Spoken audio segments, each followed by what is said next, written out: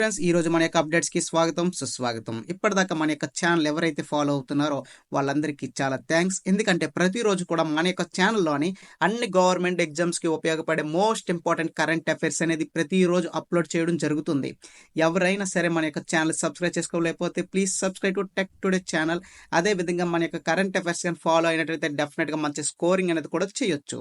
ఇంకా ఈ రోజు మన యొక్క అప్డేట్ చూసినట్టయితే ఎస్ఎస్సికి సంబంధించి రీసెంట్ గా న్యూ నోటిఫికేషన్ అనేది రిలీజ్ చేయడం జరిగింది. ఈ యొక్క నోటిఫికేషన్ పేరు వచ్చేసి ఫేజ్ 13 సంబంధించిన నోటిఫికేషన్ విడుదల చేయడం జరిగింది. అయితే దీనికి సంబంధించిన పోస్ట్ అనేది ఎక్కడ ఉంటాయని చూసినట్టయితే ministry of personal public pensions and department of A personal training యొక్క అండర్లో పోస్టింగ్ అనేది ఉంటుంది. దీనికి సంబంధించి క్వాలిఫికేషన్ వచ్చేసి 10th కంప్లీట్ చేసిన వారు అప్లై చేయొచ్చు. అదే విధంగా ఇంటర్ కంప్లీట్ చేసిన వారు కూడా అప్లై చేసుకోవచ్చు. ఇక డిగ్రీ కూడా కంప్లీట్ చేసిన వారు అప్లికేషన్ అనేది అప్లై చేసుకోవచ్చు. ఇంకా ఆన్లైన్ అప్లికేషన్ ఎప్పటి నుంచి ఎప్పటి దాకా ఉంటుందని చూసినట్టయితే 2వ తారీఖు జూన్ 2025 నుండి 23 జూన్ 2025 వరకు అప్లికేషన్ అనేది చేసుకోవచ్చు. అప్లికేషన్ ప్రాసెస్ కూడా ఆన్లైన్లోనే చేసుకోవచ్చు. మీకు ఎటువంటి ఇబ్బంది ఉండదు. అదే విధంగా మా యొక్క వాట్సాప్ నెంబర్ కూడా వీడియో కింద డిస్క్రిప్ట్లో మెన్షన్ చేస్తాం. మీరు మా యొక్క వాట్సాప్ కాంటాక్ట్ అయితే మా వాళ్ళు అప్లికేషన్ కూడా చేయడం జరుగుతుంది విత్ ఛార్జెస్ తోటి. ఇంకా అదే విధంగా చూసినట్టయితే దీనికి సంబంధించిన ఎగ్జామ్ ఎప్పుడు ఉంటుందో చూసినట్టయితే 24th జూలై నుండి 4th ఆగస్ట్ 2025 వరకు దీనికి సంబంధించిన ఎగ్జామ్ అనేది ఉంటుంది. ఇక్కడ మనం చూసినట్టయితే బ్లైండ్నెస్ అదే విధంగా లో విజన్ ఉన్న మహిళలు కానీ బాయ్స్ కానీ వారు కూడా అప్లై చేసుకోవచ్చు. ఫిజికల్ డిఫెన్స్ ఎవరైతే ఉంటుందో వాళ్ళకి కూడా అప్లికేషన్ అనేది అప్లై చేసుకోవచ్చు అని చాలా క్లియర్గా వాళ్ళు మెన్షన్ చేయడం జరిగింది. ఇక్కడ మనం చూసినట్టయితే ఏజ్ లిమిట్ అనేది ఇవ్వడం జరిగింది. ఇక్కడ ఒక్కో పోస్ట్కి ఒక్కో రకమైన ఏజ్ లిమిట్ అనేది ఉంటుంది. ఇక్కడ మొత్తం ఈ యొక్క ఫేజ్ 13లో చాలా పోస్టులు అనేది ఉన్నాయి. అయితే ఏంటనేది కూడా మనకి వాళ్ళు ఇంకా రిలీజ్ చేయలేదు. కానీ ఏంటంటే ఫేజ్ 13 అని చెప్పి అది ఏ అండర్లో పనిచేస్తుంది అనేది కూడా చెప్పడం జరిగింది. అయితే ఇక్కడ ఒక్కో ఏజ్ని బట్టి ఒక్కో పోస్ట్కి ఎలిజిబిలిటీ అనేది ఉంటుందని వాళ్ళు చాలా క్లియర్గా చెప్పడం జరిగింది. ఇక్కడ మనం చూడొచ్చు 18 సంవత్సరాల నుండి 42 సంవత్సరాల వరకు ఎవరైతే ఉంటారో వాళ్ళందరికీ కూడా ఇందులో అవకాశం అనేది ఉందని వాళ్ళు చాలా క్లియర్గా చెప్పడం జరిగింది. 18 నుంచి 17, 18 నుంచి 28, 18 నుంచి 30 సంవత్సరాలు, 18 నుంచి 35 ఈ మధ్య కాలం ఏజ్ ఎవరైతే ఉంటారో వాళ్ళందరూ కూడా అప్లికేషన్ అనేది చేసుకోవచ్చని చాలా క్లియర్గా చెప్పడం జరిగింది. అదే విధంగా ఇక్కడ ఏజ్ రిలాక్షన్ చూసినట్టయితే ఎస్సీ ఎస్టీ వారికి 5 సంవత్సరాల పాటు వయసు సడలింపు అనేది ఉంటుంది. అంటే వాళ్ళు ఇచ్చిన డేట్ కాకుండా ఇంకా ఎక్స్ట్రా 5 years వరకు అప్లికేషన్ అనేది చేసుకోవచ్చు. అయితే ఎస్సీ ఎస్టీ కేటగిరీకి సంబంధించిన సర్టిఫికేట్ కూడా చేసుకోవాల్సి ఉంటుంది. అదే విధంగా ఓబీసీ ఎవరైతే ఉంటారో వీళ్ళకి 3 సంవత్సరాలు సడలింపు ఉంటుంది. ఫిజికల్ హ్యాండిక్యాప్డ్ పర్సన్స్ ఎవరైతే ఉంటారో వాళ్ళకి 10 సంవత్సరాలు ఉంటుంది. ఫిజికల్ హ్యాండిక్యాప్డ్ పర్సన్స్లోని ఓబీసీ కేటగిరీ వారికి 13 సంవత్సరాలు, ఫిజికల్ హ్యాండిక్యాప్డ్ డిపార్ట్మెంట్కి సంబంధించి ఎస్సీ ఎస్టీ కేటగిరీ వారికి 15 సంవత్సరాల పాటు ఉంటుందని చెప్పడం జరిగింది. ఇంకా ఎక్స్ సర్వీస్ మెన్ ఎవరైతే ఉంటారో వాళ్ళకి 3 years ఉంటుందని చాలా క్లియర్గా ఇవ్వడం జరిగింది. ఇక్కడ మనం చూసినట్టయితే హౌ టు అప్లై అని చెప్పి 11th పాయింట్లో అడగడం జరిగింది. ఇక్కడ మనం చూడొచ్చు దీనికి సంబంధించిన ఎగ్జామ్ ఫీజు కూడా ఉంటుంది. ఎగ్జామ్ ఫీజు కూడా చాలా తక్కువగా ఉంటుంది. మినిమం ఛార్జ్ అనేది 100 రూపీస్ అనేది తీసుకోవడం జరుగుతుంది. ఎగ్జామ్ ఫీజు కింద 100 రూపీస్ చెల్లించాల్సి ఉంటుంది ప్రతి ఒక్కరు కూడా. ఇంకా అదే విధంగా ఎస్సీ ఎస్టీ ఎవరైతే ఉన్నారో వాళ్ళకి ఎటువంటి ఫీజు కూడా ఉండదు. ఇంకా రిమైనింగ్ ఎవరైతే ఉన్నారో వాళ్ళందరూ కూడా ఎగ్జామ్ ఫీజు అనేది పే చేయాల్సి ఉంటుంది. ఇక్కడ మనం చూడొచ్చు 12th పాయింట్లో చూడండి. 12th పాయింట్లో చాలా క్లియర్గా ఇచ్చారు. ఎగ్జామ్ ఫీజు అనేది 100 రూపీస్ పే చేయాలని చెప్పడం జరిగింది. ఈ యొక్క 100 రూపీస్ అనేది మీరు నెట్ బ్యాంకింగ్ చేయొచ్చు, లేదా మీ యొక్క debit card credit card use చేసి కూడా మీరు అప్లికేషన్ చేసుకొని అమౌంట్ అనేది పే చేయొచ్చు. అయితే గుర్తుపెట్టుకోండి, అప్లికేషన్ చేసేటప్పుడు డెఫినెట్గా మీ యొక్క 10th క్లాస్ మార్క్స్ మేము పక్కన పెట్టుకొని ఆ మార్క్స్ మెమోలో డీటెయిల్స్ ఎలా ఉంటాయో అలాగే ఇవ్వండి. మిగతా డిగ్రీ ఇంటర్లో ఉన్నట్టు మాత్రం ఇవ్వద్దు. మీ ఎస్ఎస్సి మెమో ఎలా ఉంటుందో యాష్ డీటెయిల్స్ అనేది అప్లికేషన్లో అదే విధంగా ఇవ్వడం వల్ల ఇక్కడ మీకు రెస్పాండ్ అనేది చాలా ఈజీగా ఉంటుంది, చాలా నీట్గా కూడా ఉంటుంది. అదేవిధంగా అప్లికేషన్ కూడా చెప్తారు, ఎస్ఎస్సి మెమోలో ఉన్నట్టే డీటెయిల్స్ ఇవ్వాలని చెప్పి చాలా క్లియర్గా చెప్తారు. అందులో ఉన్నట్టే ఇవ్వండి. క్యాప్ లెటర్స్ ఉంటే క్యాప్ లెటర్స్, స్మాల్ లెటర్స్ ఉంటే స్మాల్ లెటర్స్ అనేది మీరు మెన్షన్ చేయండి. అదే బెటర్గా ఉంటుంది.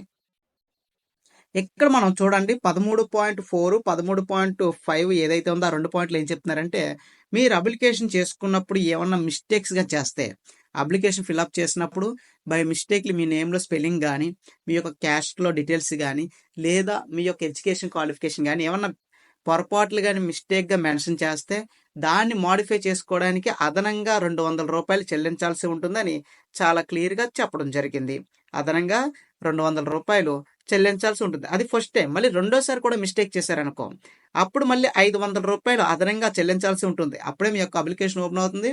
అప్పుడే మీ యొక్క మోడిఫికేషన్ అనేది చేసుకోవడానికి వీలవుతుందని వాళ్ళు చాలా క్లియర్‌గా చెప్పడం జరిగింది. కనుక అప్లికేషన్ చేసేటప్పుడు చాలా జాగ్రత్తగా అప్లికేషన్ అనేది ప్రతి ఒక్కరు చేసుకోండి. అదే విధంగా మన యొక్క సౌత్ జోన్‌లో ఎగ్జామ్ సెంటర్స్ అనేవి చూసినట్టయితే, ఇక్కడ నేను లిస్ట్ మొత్తం చెప్తాను, ఒకసారి చూడండి. కావాలంటే మీరు వీడియో స్టాప్ చేసి కూడా చూడొచ్చు. గుంటూరు, కాకినాడ, కర్నూలు, నెల్లూరు, ఒంగోలు, రాజమండ్రి, తిరుపతి, విజయవాడ, విశాఖపట్నం, విజయనగరం, పాండిచేరు, చెన్నై, కోయంబత్తూరు, మదురాయి, సలెం, తిరువనపల్లి అండ్ తిరువనవెల్లై, వేలూరు, హైదరాబాదు, కరీంనగర్, వరంగల్, కృష్ణగిరి, శ్రీకాకుళం, ఏలూరు ఇవన్నీ కూడా సౌత్ జోన్‌కి సంబంధించి తమిళనాడు, ఆంధ్రప్రదేశ్, తెలంగాణకి సంబంధించి కంబైన్డ్‌గా మొత్తం డీటెయిల్స్ అనేది ఇవ్వడం జరిగింది. ఈ ప్లేసుల్లోని వీటికి సంబంధించిన ఎగ్జామ్ సెంటర్లు అనేది ఇవ్వడం జరుగుతుంది. మీరు అప్లికేషన్ అప్లై చేసుకోవచ్చు. ఫస్ట్ ప్రిఫరెన్స్ ఎక్కడైతే ఇస్తారో అక్కడే మీకు ఎగ్జామ్ సెంటర్ అనేది ఇవ్వడం జరుగుతుంది. అదే విధంగా దీనికి సంబంధించి ఎగ్జామ్ కూడా మేబీ ఒకటే ఉండొచ్చు. అయితే ఇక్కడ మనం చూడొచ్చు 3 సెపరేట్ కంప్యూటర్ బేస్డ్ ఎగ్జామ్స్ అని చెప్పడం జరిగింది. ఆబ్జెక్టివ్ టైప్, మల్టిపుల్ చాయిస్ అని చెప్పడం జరిగింది. ఇక్కడ చూడండి, there will be 3 separate computer based exam of objective type, multiple choice questions for the post with the minimum education qualification of matriculation, higher secondary, graduation level. ఇక్కడ 3 qualification ఉన్నాయి. 10th class మీద మీరు application చేసుకోవచ్చు, inter మీద application చేసుకోవచ్చు, అదేవిధంగా graduation మీద కూడా మీరు అప్లికేషన్ అనేది చేసుకోవచ్చు అని చెప్పడం జరిగింది. మూడాట్లు కూడా 3 సెపరేట్ ఎగ్జామ్స్ అనేవి ఉంటాయని కూడా వాళ్ళు చెప్పడం జరిగింది. ఇంకా ఎగ్జామ్‌లోని క్వెషన్స్ ఏ విధంగా అడుగుతారు, దీనికి సంబంధించిన నెగెటివ్ మార్కింగ్ ఎలా ఉంటుంది, మార్కులు ఏ విధంగా ఇస్తారనేది కూడా చూడొచ్చు. దీనికి సంబంధించి మొత్తం ఎగ్జామ్ 4 టాపిక్స్ నుంచి వస్తాయి. మెయిన్ టాపిక్స్ ఏంటి చూద్దాం. General intelligence, general awareness, quantum aptitude, English language. ఈ 4 సబ్జెక్టుల నుంచి మార్క్స్ అనేది అడగడం జరుగుతుంది. వాటిలో క్వశ్చన్లు కూడా ప్రతి టాపిక్ నుంచి అంటే ప్రతి సబ్జెక్ట్ నుంచి 25 క్వశ్చన్ల చొప్పున మొత్తం 100 ప్రశ్నలు అడగడం జరుగుతుంది. ఈచ్ క్వశ్చన్‌కి 2 మార్క్స్ అనేది కేటాయించడం జరిగింది. ఈచ్ క్వశ్చన్ 2 మార్క్స్ కేటాయించడం జరిగింది. అయితే దీనికి ఇచ్చే సమయం కేవలం 1 అవర్. 1 అవర్‌లో మీ యొక్క ఎగ్జామ్ అనేది కంప్లీట్ చేయాల్సి ఉంటుంది. ఇక్కడ మనకున్న బిట్లు 100 బిట్లు. కానీ మనకిచ్చే సమయం ఎంత? 1 అవర్ మాత్రం 60 నిమిషాలు ఇవ్వడం జరిగింది. అంటే ఇంకో 40 నిమిషాలు అనేది చాలా కేర్‌ఫుల్‌గా మీరు ఎగ్జామ్ అనేది రాయాల్సి ఉంటుంది. అయితే ఇక్కడ చూడండి, అంటే ఎవరికైతే కళ్ళు కనిపించవో, లో విజన్ ఉంటుందో వీళ్ళందరికీ కూడా 80 నిమిషాల పాటు టైం అనేది ఇవ్వడం జరిగింది. అంటే ఎక్స్‌ట్రా 20 మినిట్స్ అనేది వీళ్ళకి కేటాయించడం జరుగుతుందని వారు చెప్పడం జరిగింది. ఎగ్జామ్స్ అన్నీ కూడా మల్టిపుల్ చాయిస్‌లోనే ఉంటుంది. సరైన సమాధానం ఎంపిక చేయాల్సి ఉంటుంది. ఇంకా నెగెటివ్ మార్కింగ్ వచ్చేసి పొరపాటుగా మీరు 2 క్వెషన్‌లు గాని తప్పుగా పెడితే మీరు 1 మార్క్ అనేది కోల్పోవాల్సి ఉంటుంది. 2 క్వెషన్‌లు గాని రాంగ్‌గా పెడితే ఆన్సర్ గాని 1 మార్క్ మీరు మైనస్ అనేది రావడం జరుగుతుంది. దాంతో పాటు మీరు పెట్టిన 2 క్వెషన్‌లుగా తప్పే కాబట్టి 2 మార్కులు పోతాయి. అది కామనే. అది కాకుండా అదనంగా 1 మార్క్ అనేది వాళ్ళు తీసేయడం జరుగుతుందని చెప్పడం జరిగింది. ఇక్కడ చూడండి, 15.4 పాయింట్ చూసినట్టయితే ఈ యొక్క కంప్యూటర్ బేస్డ్ ఎగ్జామ్ అనేది హిందీ మరియు ఇంగ్లీష్ ఓన్లీ అని చెప్పడం జరిగింది. అంటే ఎస్ఎస్సిలో చాలా ఎగ్జామ్స్ మొత్తం 14 లాంగ్వేజ్‌ల్లోని ఇవ్వడం జరిగింది. అంటే గతం వరకే కాదు, ప్రస్తుతం కూడా ఉంది. అవి కూడా కొన్ని కేటగిరీలు మాత్రమే. అయితే ప్రెజెంట్ ఇక్కడ మనం చూసినట్టయితే computer based exam will be conducted in Hindi and English. 2 లాంగ్వేజ్‌లు మాత్రం ఛాన్స్ ఉంది. ఇంగ్లీష్ మీడియం, హిందీ ఎవరైతే వచ్చుంటారో వీళ్ళు మాత్రం అప్లికేషన్ చేసుకోండి. ఇంగ్లీష్ వచ్చిన వాళ్ళు మాత్రం అప్లికేషన్ చేసుకోవచ్చు. హిందీ వస్తే హిందీ వాళ్ళు చేసుకోవచ్చు. అయితే ఇక్కడ గుర్తుపెట్టుకోండి, ఇక్కడ 2 లాంగ్వేజెస్ మాత్రమే ఛాన్స్ ఇవ్వడం జరిగింది. ఒక బై లక్ ఇంకా ఏమైనా ఉంటే మాత్రం డెఫినెట్‌గా నేను రెస్పాండ్ అవ్వడం జరుగుతుంది. అయితే ఇక్కడ అప్లికేషన్‌లో అయితే మెన్షన్ చేసింది అయితే 2 లాంగ్వేజెసే, హిందీ లేదా ఇంగ్లీష్. రెండిట్లో ఏదో ఒక ఆప్షన్ మాత్రమే ఎంచుకోవాల్సి ఉంటుందని చెప్పడం జరిగింది. ఇంకా ఎగ్జామ్ సిలబస్ అంటారా? ఎగ్జామ్ సిలబస్ చూసినట్టయితే మెట్రికులేషన్ లెవెల్ పోస్టులకి సంబంధించి general intelligence, general awareness, quantum aptitude, English languages. Video stop చేసి మీరు ఇక్కడ సిలబస్ కూడా చూసుకోవచ్చు. నేను స్లోగా మూవ్ చేస్తున్నాను. ఫస్ట్ 10th లెవెల్ మీద ఎవరైతే అప్లై చేస్తారో వాళ్ళకి సంబంధించిన సిలబస్ అనేది స్టార్టింగ్ చూడొచ్చు. ఇక నేను వీడియో అనేది స్లోగా మూవ్ చేస్తున్నాను, చూడండి. ఒక్కో టాపిక్ మీరు వీడియో స్టాప్ చేసి ఈ సిలబస్ అనేది మీరు రాసుకోండి. తర్వాత దీన్ని ప్రిపేర్ అవుతే చాలా బాగుంటుంది. తర్వాత చూడండి ఇంటర్ మీద చూడండి, హయ్యర్ సెకండరీ అంటే 10+2 కేవలం ఇంటరే కాదు, 10+2 ఎనీ కేటగిరీ వాళ్ళు కూడా అప్లికేషన్ చేసుకోవచ్చు. దానికి సంబంధించిన సిలబస్ కూడా ఇవ్వడం జరిగింది. టాపిక్స్ ఉన్నాయి, ప్రతి దానికి టాపిక్స్ అనేవి ఉండడం జరిగింది. ఆ టాపిక్స్ అన్ని ఇక్కడ మీరు చూసి నీట్గా మీరు ఎగ్జామ్కి ప్రిపరేషన్ అనేది అవ్వచ్చు. ఇది ఇంటర్ లెవెల్. తర్వాత గ్రాడ్యుయేషన్ లెవెల్ డిగ్రీ మీద సేమ్, డిగ్రీ మీద కూడా అదే విధంగా ఉన్నాయి. చూడండి ఇక్కడ జనరల్ ఇంటెలిజెంట్, మీరు వీడియో స్టాప్ చేసి టాపిక్‌లన్నీ రాసుకోండి. ఎందుకంటే చెప్పాలంటే చాలా ఉన్నాయి కాబట్టి నేను సింపుల్‌గా వీడియో అనేది మూవ్ చేస్తున్నాను. Okay friends. చూసారు కదా! హ్మ్. అదే విధంగా చూడండి ఇక్కడ మనం చూసినట్టయితే అప్లికేషన్ అప్లై చేసినప్పుడు డెఫినెట్‌గా మీ దగ్గర ఉండాల్సింది ఏంటంటే మీ యొక్క ఎస్ఎస్‌సి మెమో ఉండాలి, ఆధార్ కార్డ్ ఉండాలి, రీసెంట్‌గా దిగిన పాస్‌పోర్ట్ సైజ్ ఫోటో అనేది డెఫినెట్‌గా ఉండాలి. తర్వాత signature, email ID, phone number, permanent phone number, permanent email ID కూడా పర్టిక్యులర్‌గా యూజ్ చేయండి.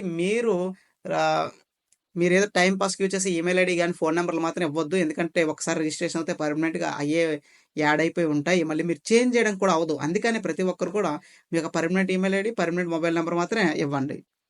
ఇక్కడ మనం చూసినట్టయితే the candidate scoring less than cut off marks as given below will not be considered for the next stage of recruitment. ఇక్కడ మనం చూసినట్టయితే minimum ఇక్కడ కట్ ఆఫ్ ఎలా ఉంటుంది అంటే మినిమం యావరేజ్ ఎలా ఉంటుందని చెప్పి చూసినట్టయితే యూఆర్ కేటగిరీ అంటే ఓపెన్ కేటగిరీకి సంబంధించి 30% కట్ ఆఫ్ ఉంటుంది. ఓబీసీ ఎకనామికల్ వీకర్ సెక్షన్కి 25% ఉంటుంది. అదర్ కేటగిరీస్కి 20% కట్ ఆఫ్ అనేది ఇవ్వడం జరుగుతుందని ఇవాళ చెప్పడం జరిగింది. సారీ ఫ్రెండ్స్, ఇక్కడ ఏం చెప్తున్నారంటే ఇక్కడ ఎంతైతే 30%, 25%, 20% ఏదైతే ఉందో దానికంటే ఎక్కువ స్కోరింగ్ అనేది రావాలంట. దానికంటే ఎక్కువ స్కోరింగ్ వస్తేనే ఎలిజిబిలిటీ. ఇక్కడ చూడండి, ఓపెన్ కేటగిరీ ఎవరైతే ఉంటారో 30% కంటే ఎక్కువ స్కోరింగ్ చేయాలి. ఓబీసీ ఎకనామికల్ వీకర్ సెక్షన్స్ ఎవరైతే ఉంటారో వాళ్ళు 25% కంట ఎక్కువ స్కోరింగ్ చేయాలి. అదర్ కేటగిరీస్ అంటే రిమైనింగ్ ఎస్సీ, ఎస్టీ ఎవరైతే ఉంటారో వాళ్ళు 20% కంటే ఎక్కువ స్కోరింగ్ చేయాలని చెప్పడం జరిగింది. అంటే ఇక్కడ ఇచ్చింది మినిమం స్కోరింగ్ పర్సెంటేజ్. అదే విధంగా ముఖ్యంగా బాయ్స్ గాని, గర్ల్స్ గాని ఎవరైతే ఉన్నారో వీళ్ళందరూ కూడా చాలా ఇంపార్టెంట్ విషయం. ముఖ్యంగా గుర్తుపెట్టుకోండి. ఎగ్జామ్ సెంటర్‌కెళ్ళేటప్పుడు మీ యొక్క బాడీ మీద ఎటువంటి మెటల్స్ అనేవి ఉండకూడదు. ఇయర్ రింగ్స్ గాని, ముక్కు పుడక గాని, మెడలో చైన్స్ గాని, చేతికి తాయెత్తులు గాని ఇలాంటివి ఏం ఉండకూడదు. ఇలాంటివి ఏ ఉన్నా సరే అక్కడ రిమూవ్ చేసేయడం జరుగుతుంది. కనుక ఎగ్జామ్‌కి ఎళ్ళే ముందు మీ దగ్గర ఉండాల్సింది ఏంటంటే కేవలం ఒక ఆధార్ కార్డు, హాల్ టికెటు, మీ యొక్క ఫోటోస్, ఆ యొక్క 2 ఫోటోస్ అంతే. అంతకుమించి మీరేమి తీసుకెళ్లాల్సిన అవసరం లేదు. Hall ticket, original Aadhaar card, 2 photos, passport size colour photos ఏదైతే ఉంటాయో కలర్ ఫోటోస్ తీసుకొనెళ్తే సరిపోతుంది. మీరు పెన్ గాని, పెన్సిల్ గాని ఏమి కూడా తీసుకెళ్లాల్సిన అవసరం లేదు. అదే విధంగా ఇంకో విషయం ఏంటంటే అప్లికేషన్ చేసుకొని ఎవరికైనా సందేహం ఉంటే మా యొక్క కాంటాక్ట్ నంబర్స్ అని డిస్క్రిప్ట్‌లో ఉంటాయి. మా యొక్క వాట్సాప్ మీరు మెసేజ్ చేసినట్లయితే మా వాళ్ళు రెస్పాండ్ అవ్వడం జరుగుతుంది. మీకు డెఫినిట్‌గా మీ యొక్క కాంటాక్ట్‌లో ఉండి అప్లికేషన్ అనేది చేసి మీ యొక్క వాట్సాప్‌కి వాళ్ళు డాక్యుమెంట్స్ అనేది పంపిస్తారు. తర్వాత మీ దగ్గర చార్జెస్ అనేది వాళ్ళు తీసుకోవడం జరుగుతుంది. అదే విధంగా మన యొక్క ఇన్‌స్టాగ్రామ్ లింకు, తర్వాత మన యొక్క యూట్యూబ్ ఇప్పటిదాకా ఎవరైతే ఫాలో అవ్వలేదో ప్రతి ఒక్కరు కూడా ఫాలో అవ్వండి. ప్రతిరోజు కూడా మంచి కంటెంట్ తోటి కరెంట్ అఫైర్స్ కూడా ఇవ్వడం జరుగుతుంది. Thank you for watching this video. Your tech Today channel.